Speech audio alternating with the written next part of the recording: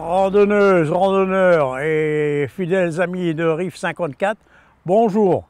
Alors, comme on s'est bien plu dans la région de Rhénanie-Palatinat avec Sarrebourg, eh bien, on continue, on va se diriger sur Kuntz. C'est un peu plus loin, en direction de Trèves, dans la circonscription de Sarrebourg-Trèves, hein, Kuntz. Et bon, là, je me demande comment les pauvres vendangeurs arrivent à grimper cette colline. Ça doit être terrible. Mais ils doivent avoir des espèces de treuils, j'avais déjà vu ça dans le passé, où ils mettent un treuil en haut et ils tirent les sacs pleins de raisins jusqu'en haut. Alors, ici, il y a des paysages somptueux et on voit de village en village, et avec toute cette colline qui entoure, et toujours plein de vignes tout autour. Hein. C'est formidable, hein. Ça vaut le coup d'œil. Hein. Ah bah, regardez un peu ce paysage, hein, magnifique, hein, avec tout dans les vignes, et puis le petit train qui arrive là. Le petit train qui va à Trèves, hein. Il vient de Sarrebourg et il va à Trèves, avec un arrêt à Kuntz. Voilà, la rivière, c'est toujours la Sarre. Bon, en arrivant à Kuntz, hein, dans le Rhénanie-Palatinat, dans la circonscription de Sarrebourg et Trèves, près de la gare, il y a une vieille locomotive à vapeur qui date de 1936. Alors c'est ce qu'on trouvait dans nos voies ferrées. Et là c'est la Deutsche Bundesbahn. Alors là nous sommes ici à Kuntz et nous sommes à l'endroit de la confluence. La Sarre à ma droite et la Moselle qui vient sur ma gauche et puis qui se dirige là. La Sarre, elle se jette dans la Moselle ici, donc affluent de la Moselle et du Rhin. Donc cette rivière coule en Lorraine, en Alsace, la Sarre, hein, je parle bien de la Sarre, et en Allemagne, et dans le Palatinat. C'est un affluent de la Moselle et donc affluent du Rhin. Prend sa source dans le massif des Vosges, au pied du Donon, sur la commune de Grand-Pierre, dans les Vosges. Elle traverse plusieurs villes en France, Sarrebourg et Sarreguemines, qui leur donnent son nom, hein, à la Sarre. Et les principales villes et villages traversés en France, alors Sarrebourg, Sarre-Union, Sarralbe, Sarreguemines. En Allemagne, Saarbrück, Wollingen, où c'est qu'il y a l'usine sidérurgique, où on avait dit qu'on irait une fois, hein, Romain. Alors, Saarlouis, Dillingen, Mutzig, Sarrebourg et Kuntz. Elle se jette ici à Kuntz et elle fait 246 km de long, dans 129 km 3 en France et 116,7 en Allemagne. Voilà, vous savez tout sur la Sarre. En face, il y a le pont ferroviaire qui arrive à Kuntz. On vient de voir un autorail passer. Et ici, le pont sur l'autoroute et un pont autoroutier aussi. Et il y en a des ponts dans cette ville. Alors, regardez un peu ce panneau. Nittel. Alors là, il y a pas mal de choses. 21 km, Loschenkapelle, 3 km 300, Wasserlich, 1 km 900, Kuntz-Bahnhof, 900 mètres, le centre-ville, Stadtmitte, à 800 mètres, et Trier, 3 km, Bittel, Loschenkapelle. Ouais, ça on l'a vu tout à l'heure. 21 km. Il y a de quoi faire en piste cyclable. Hein. Alors nous voilà sur les hauteurs de Contes et puis il y a une curiosité ici, c'est un écomusée qui a été ouvert en 1976.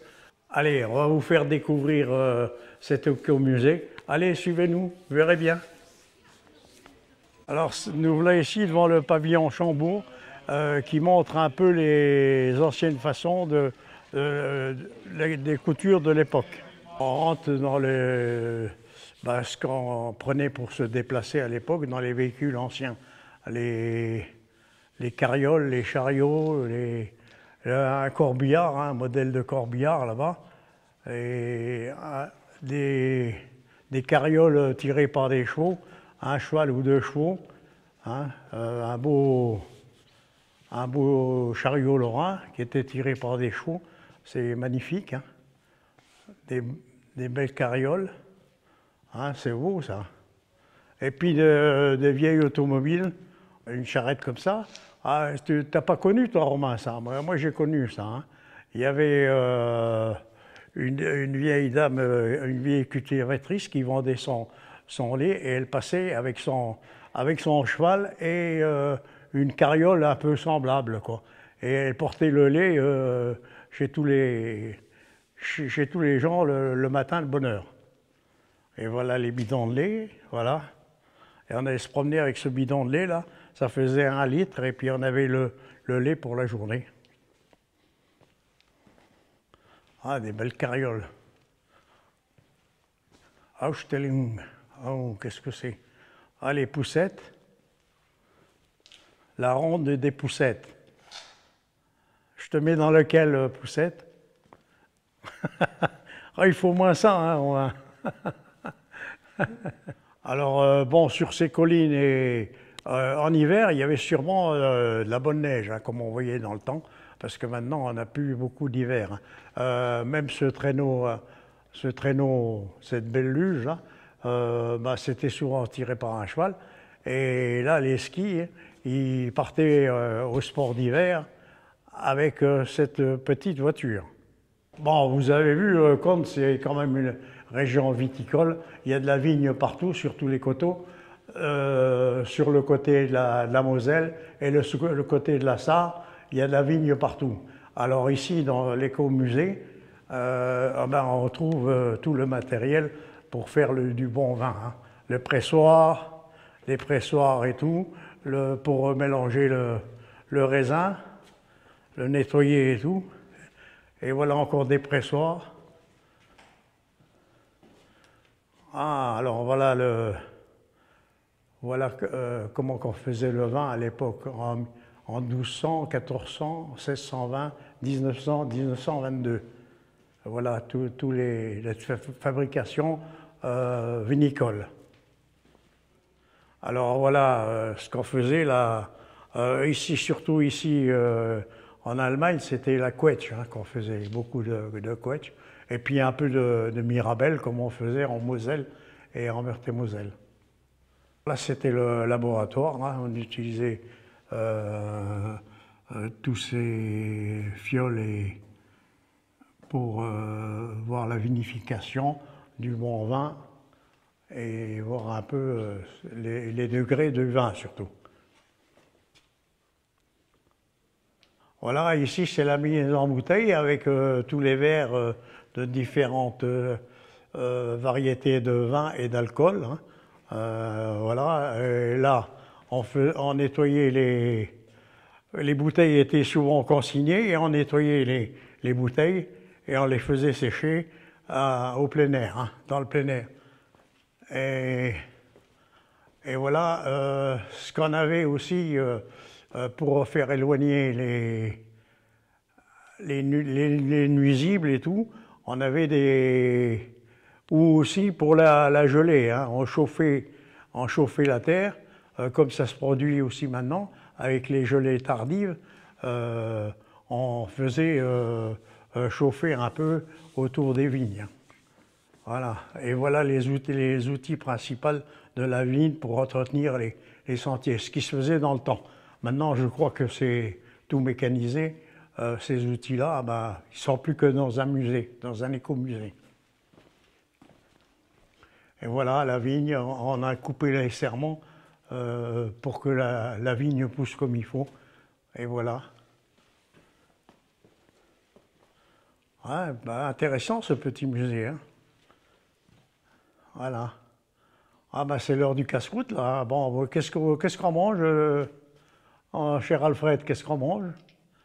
Ah bah voilà une belle hôte et voilà le vigneron, le vendangeur. Voilà. Voilà, Scouns dans toute sa grandeur, le long de la Moselle, là, les vignes et tout. Et puis voilà les dames qui donnaient un coup de main, qui préparaient le casse-croûte. Ah bah, ça se faisait souvent à 9 h ou à 10 h, il y avait un petit casse-croûte. Et ensuite, c'était le manger de midi, qui se faisait sur le terrain. Ici, c'est un bourrelier sûrement, et il travaillait beaucoup tous les outils, les vis, les pointes et tout ça, tous ces modèles, même serrurier et tout, et puis surtout du matériel pour les pêcheurs et tout, et voilà. Ah ben là, on voit que c'est sûrement un atelier de couvreur, hein, qui travaillait le zinc, les tuyaux de zinc et tout, pour faire des chenaux et tout ça. Voilà. Ben, on voit tous les modèles, les gabarits, c'est bien. Alors ici, c'est des ustensiles religieux, hein, comme ça se faisait beaucoup à l'époque, hein. Alors ici, c'est le magasin de lustres, de luminaires, et avec tous les lampadaires qu'il y a, de toutes sortes, en tissu et en papier confectionné. Ah, ici, c'était le tailleur, hein. Tailleur pour monsieur, pour madame. Voilà. Là, c'était le travail de bureau, hein. Voilà. Il y a tout ce qu'il faut là, hein. Le bureaucrate. Là, c'était les chapeliers. Un beau chapeau, madame. Voilà, vous êtes servi. Oh là là, c'est beau, hein. C'est bien fait, hein. Alors là, c'est le docteur, la visite médicale. Vous venez chercher votre traitement habituel et vous venez ici, voilà. Bureau de dessin, bureau d'études.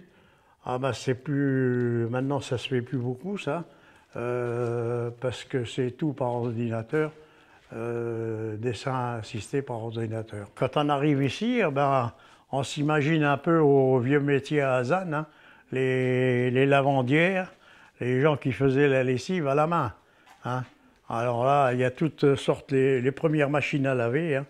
On ne se rappelle plus que la machine à laver, elle avait commencé comme ça. Le dentiste, alors, la vieille roulette, hein, voilà. Alors ça tournait pas rond, hein, parce que ça faisait mal, hein, quand on avait une carie. À l'époque, c'était pas les dentistes qu'il y a maintenant, hein. Bon, nous là dans la salle de bain, hein. Alors il y a tout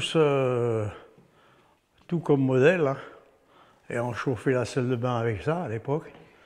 Et voilà. Ah ça c'était on se lavait aussi par moments avec des bassines, hein. À l'époque, il n'y avait pas la salle de bain. Voilà. Avec le broc, et puis on chauffait l'eau au broc, et voilà. On avait de l'eau chaude. C'était pas les salles de bain de notre époque, hein. À l'époque, hein, on chauffait les fers à repasser. Il y avait un petit fourneau qui servait aussi de chauffage, et en même temps, on pouvait repasser et les fers étaient chauds.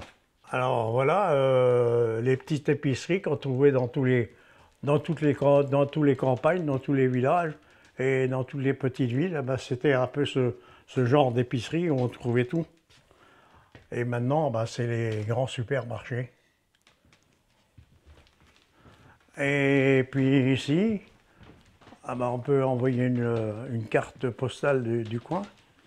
Et ici, bah, c'est notre ami cordonnier qui nous répare les chaussures. Hein? Il y en a des chaussures à réparer. Hein. Il a du boulot encore. Hein. Il n'est pas à la retraite, lui. Hein. Alors voilà, les derniers cris des appareils photo. Hein. Voilà. Et ben, maintenant, c'est plus ça. Hein. C'est l'appareil numérique et voilà, on fait les photos, on se les tire tout seul. Nous là ici dans les petits soldats de plomb, pour les filles les dinettes, hein, les chambres à coucher, la cuisine surtout, hein, pour faire à manger, le café et tout, et les soldats de plomb. Alors là, il y a toute une série, hein, les Napoléon qui partait en campagne en Russie, ben voilà tout son défilé. Et les petits trains de l'époque. Voilà, c'est magnifique tout ça. Une sacrée collection. Hein. Voilà, un cours de géographie au naturel. L'Afrique, l'Europe, l'Amérique du Sud, l'Amérique du Nord, l'Australie, et l'Inde, la Chine, là-bas la Russie, le Japon, et voilà, on a fait le tour du monde. Hein. En peu de temps, on a fait le tour du monde. Oh là là, l'incendie qu'il y a à l'heure actuelle là-bas, et il y a un pompier sur la grande échelle, et 3 pompiers qui suivent. Oh là, c'est magnifique. Hein. Alors la scène des pompiers, c'est très beau, c'est bien fait. Ah, puis tous les soldats de plomb qu'il y a par là. Il y a de quoi s'amuser, hein. Ah, bah je te reconnais, c'est mon pharmacien. Tu le vois pas? Oh là là, avec tout l'officine. Oh là là, les bons médicaments. Hein. Et il n'y a pas en rupture de stock, hein, de médicaments, là. Tout est là, il y a tout, là. Vous pouvez venir à cette pharmacie, hein. Il y a même un client, là, qui va être servi, hein. Mais je crois qu'il est monté sur la bascule, d'abord, hein. Non, non, il vient chercher ses médicaments. Hein. Il y a toute une liste de médicaments là. Oh là là, il y en a. Hein. Et il n'y a pas de rupture. Hein. Voilà, un beau café là. On va boire une bière ici. Hein. Ah, un Schnaps, Hermann, ja? Un Schnaps. Ah, c'est vraiment un beau musée. Hein. Ça, faut le faire. Hein. Et c'est pas très loin de chez nous. Hein. Une centaine de kilomètres et puis on y est. Bah, au-delà des magasins et de tous les métiers, on y trouve aussi l'intérieur des maisons. Hein. Une des premières télévisions qu'on voit dans le coin à l'euro. Ah, c'est magnifique. Hein. Et puis le vieux poste de radio. Hein. Et le vieux téléphone. Ah bah là, c'est la religion. Et puis on assiste à un mariage. Hein. Je ne sais pas si vous voyez. Il n'y a plus d'éclairage. Ah ben voilà une classe. Hein. Oh là là, bien fournie. Hein. Les documents, il y en a. Hein. Il y a de quoi faire. Hein. Calculer avec le boulier qui se trouve là-bas près du tableau. On vous a fait un petit aperçu. Hein, parce qu'il y a 4000 m² de musée quand même. Hein. Et puis il y a toutes sortes. Hein. Alors là, on est dans le coin des tacles de cheminée qui sont magnifiques. Hein. Il y en a de très belles. Et puis là, fourneau de cuisine. Hein. Alors là, il fallait un château. Ça devait être dans un château, ça. Hein. Parce qu'il y en a. Hein. Et les tacles de cheminée, c'est terrible. Hein. Il y en a des belles. Hein. Oh là, bien sculptées et tout. Hein. De 1710. Incroyable.